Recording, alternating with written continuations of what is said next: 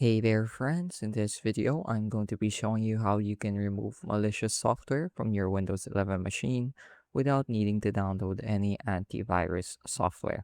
So to get started, let's open up our Windows Defender or Windows Security, which you can find in your system tray right here. So double click this icon and it should open up the Windows Security panel. If there's anything here, especially under virus and threat protection that says actions needed, usually it's going to show you a turn on button. So you can go ahead and click that and just turn those features on. That way, Windows Security will defend you from threats.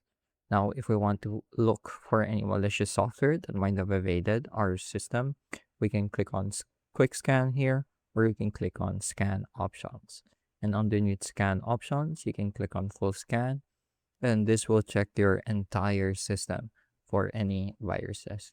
So go ahead and click on scan now.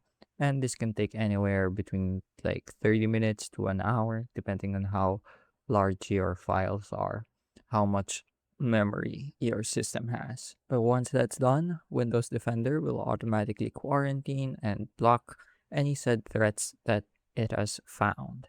So that's going to be it for this video. I hope I was able to teach you something new and something useful. And as always, thank you for watching.